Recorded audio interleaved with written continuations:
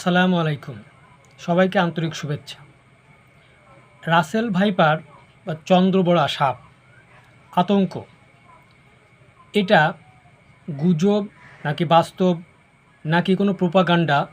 এটা দেশ বিরোধী কোনো চক্রান্ত? আমার মনে হয় এটা যতটা বাস্তব তার থেকে বেশি গুজব, প্রোপাগান্ডা এবং চক্রান্ত। দেশি বিদেশি মহলের ভয়ঙ্কর চক্রান্ত এই রাসেল ভাইপার স্নেক চন্দ্রবোড়া সাপ। ১০০ বছর বিলুপ্তপ্রায় যে সাপ ভয়ঙ্কর আকারে ফিরে আসলো, কোথা থেকে আসলো, কেন আসলো, এটাই তার মূল বিষয়। এই কৃষিপ্রধান বাংলাদেশকে পঙ্গু করার জন্য, ফসল উৎপাদন কমানোর জন্য এটা ছড়িয়ে দেওয়া হতে পারে।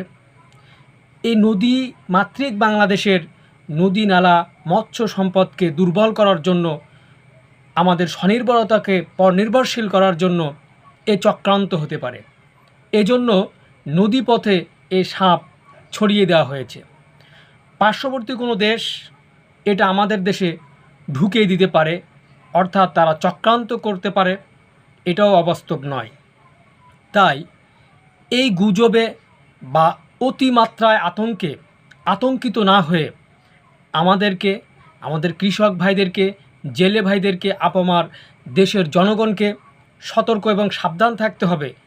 কোনোভাবে যেন আমাদের উৎপাদনে, কৃষি উৎপাদনে, মৎস্য আহরণে কোনো ঘাটতি না ঘটে, কমতি না পড়ে, আমরা যেন পরনির্ভরশীল হয়ে না পড়ি। এবং এই সাপের কামড়ের ফলে যে বিষক্রিয়া, সেটা নিবারণের জন্য চিকিৎসার যে অ্যান্টিভেনম, এটাও বিদেশ থেকে পাচার করার বা আমদানি করার কোনো অজুহাতে এটা আমাদের দেশে ছড়িয়ে দেওয়া হতে পারে।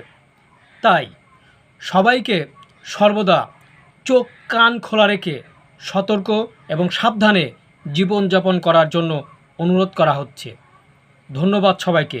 সাবধান বাংলাদেশ।